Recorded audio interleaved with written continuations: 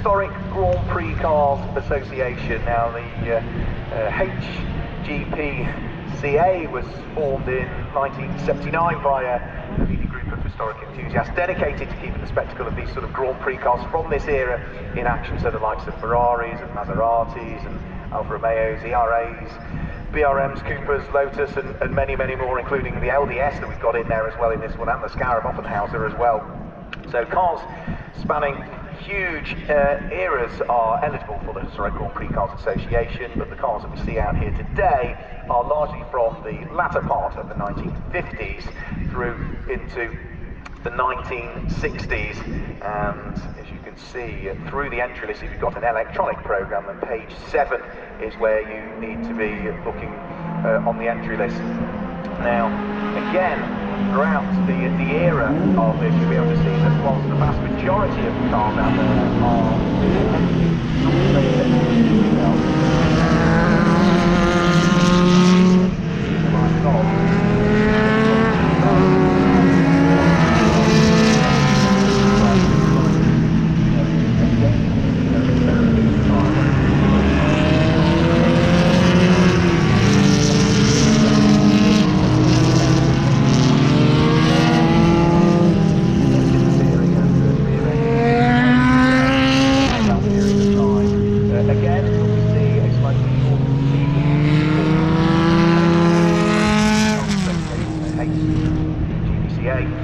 they will have the race here, they'll have historical pre-examples in the Netherlands in September, then on the Spa a few weeks later, also in latter September.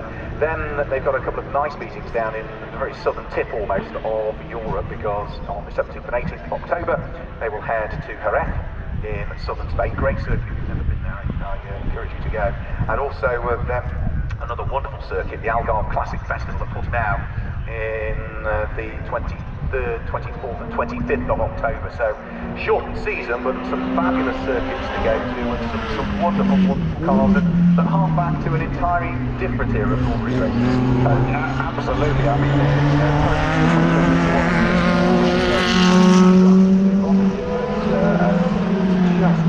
I said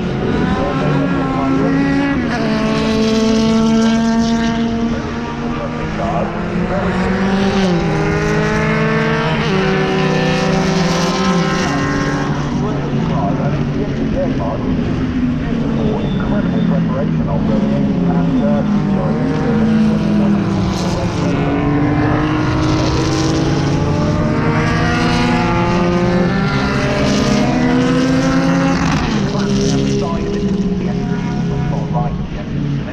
sits in class 6, that will be a car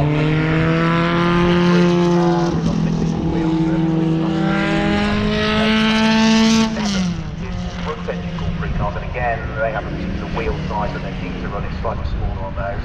That's at 7A. Once we get to 7B and 7C, we've got a few of those in the entry list then.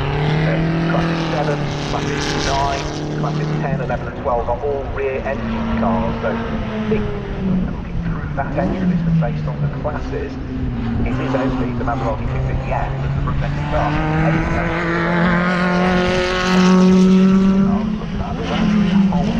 Of other classes, and literally they've only got the classes that are being represented here at the bottom of the wheel. Look on the website as well. So it goes to show you just how incredible the array of cars are. Absolutely never back the cars here in reality.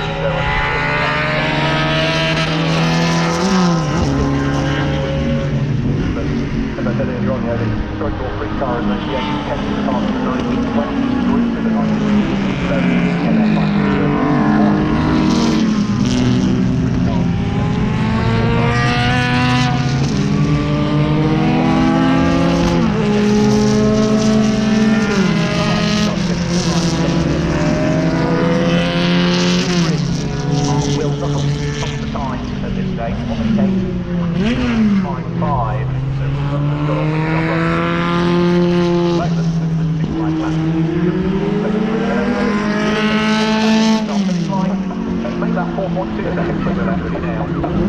just as you said that, I saw it flick that way.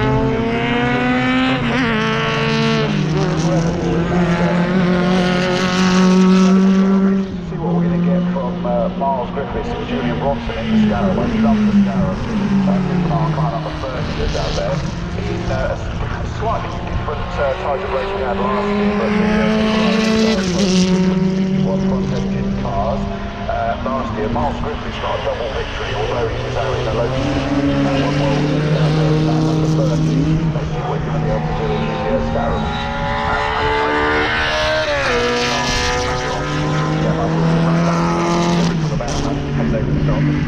Just jumped up to fifth actually, so he has improved his time, so he wasn't just all boys that one. There was 2.5 litre Formula 1 engine was coming.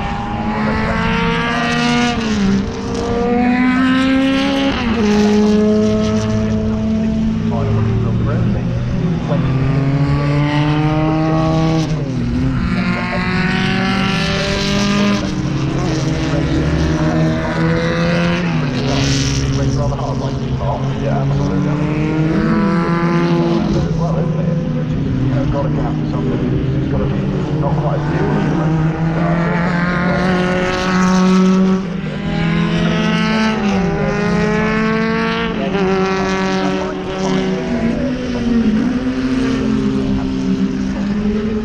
A straight six as well.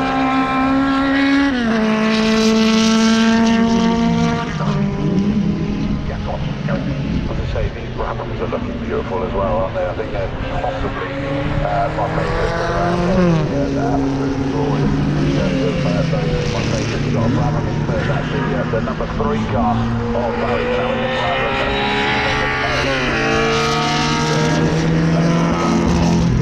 Ninth position is the number 63 car of Michael Kuiper. I'm just correcting myself, I said straight 6 as well.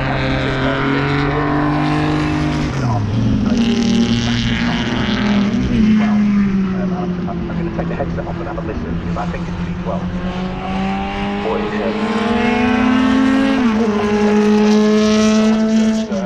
Put their hand in the air as they come into the pits, and they nearly got a couple of these cars out as they came onto the start-finish straight. I've got to keep an eye out so that I don't crash over Mark Wells' fanboy listening as Harati will be coming across fairly soon.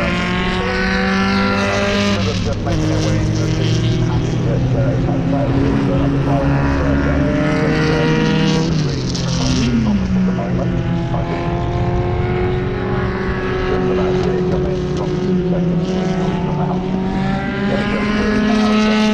I will go quiet at that point. Jumping up 4 places goes the number 9 car of Chris Helliwell, the Cooper T75. Jumps up 4 places into 8th place now, so still moving all the way through the field as we get going. It's not a long session this one, so they need to make it work, and the fact is it's not going to be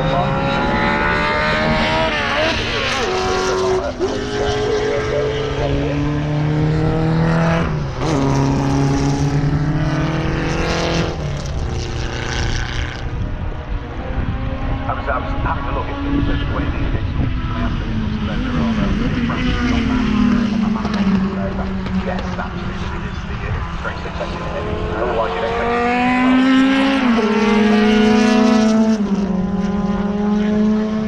I love the fact you always drag me up to your level in these conversations, Mark.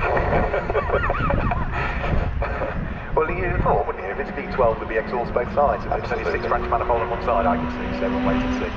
14 minutes of this qualifying session still to go. The 2 cars at top of the times are both in the pit lane at the moment, rather quick. Cooper, T53 on Will Russell.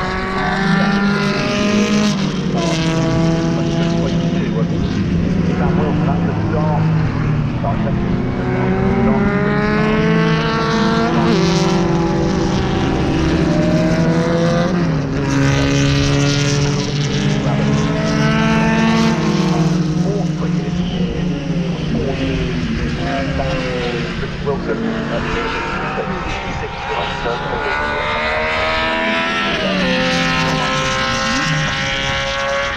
Then we get the Maserati of Steve Hart that is 5th quickest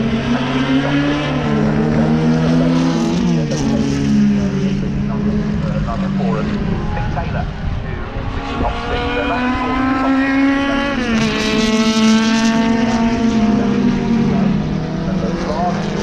the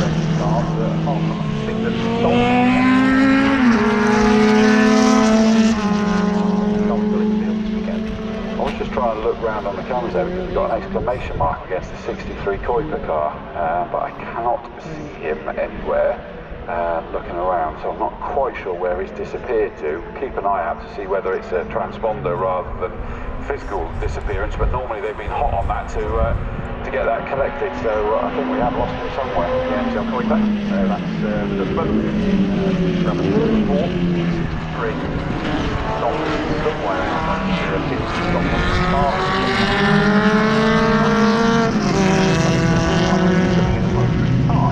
Not in Prix position right now. We're talking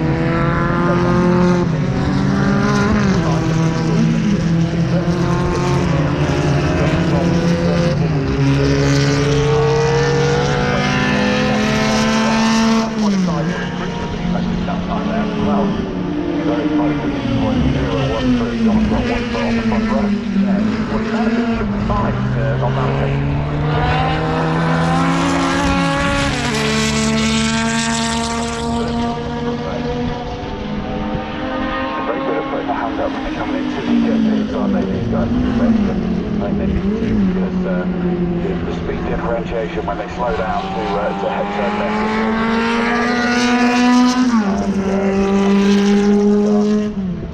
of Elliot Hand, lovely Cooper T41. It sort of looks less racy, that looks a lot harder to control, that one, but they're still out there piloting everything. Where is he? Yeah, he is in 18th position at the moment. Across comes the number 9 car. That one's down in 6th position, is Helliwell, and that was not an improvement on his time or position. Up into 2nd place now goes Cannell. The number 3 car jumps up several places. Barry Cannell and with that red and white car just making 24 points now.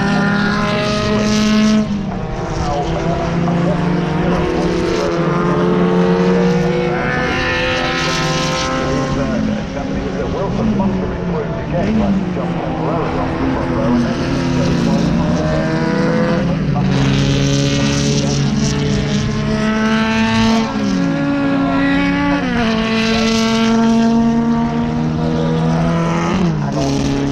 the pole position to win of his Cooper T53. Now it is a mixture of sort of former Grand Prix cars out there and those that in reality ran at Formula 2 level back in era. Into the pit lane comes number 17, that's the very unusual LDS that heads down the pit lane. The, is it burgundy, is it maroon? It says maroon in the programme of Alan Bailey. There's another car that trundles its way towards Nick Taylor, 55. Pit lane. Oh, is he down below you? Is he? Yeah. I can't see him. Right. I saw him come in, I didn't see where he disappeared to. But we await the arrival of the next of the cars to head over the start and finish line, and it's going to be number 9 is the next one to come through and complete the lap, which is Chris Helliwell and with his T75.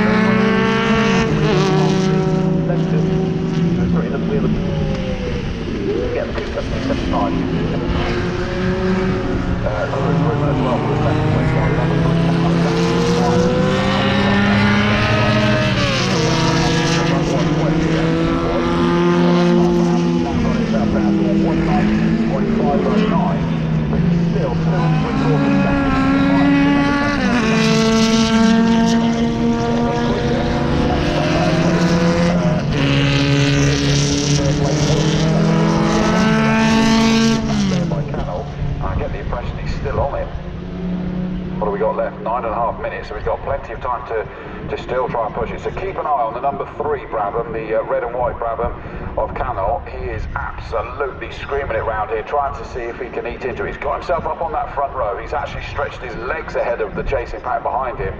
But he's got an awful lot to find. But in fairness, it was a lot more than that earlier, and he has been able to find it. So who knows? Here he comes. He's going to cross the line now, the number 3 car.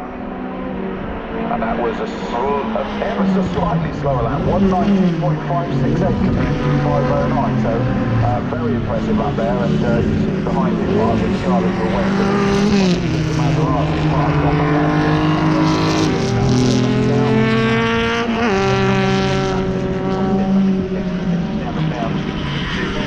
Position back over the top, and try and go Matt Wilson, he gets second quickest, that's all he wants to do.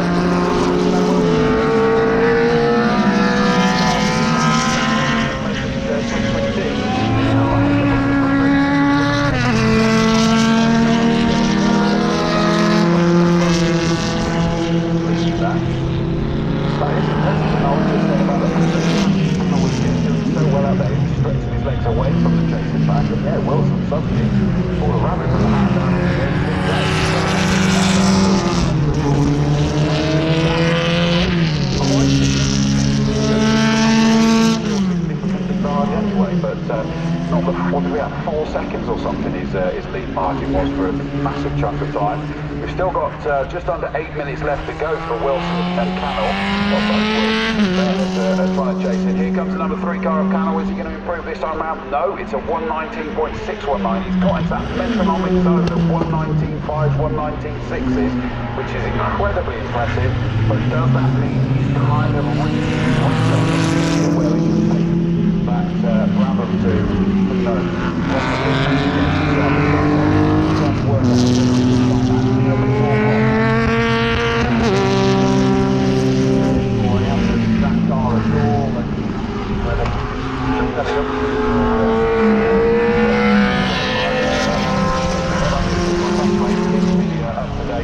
number 63 stopped at Hollywood.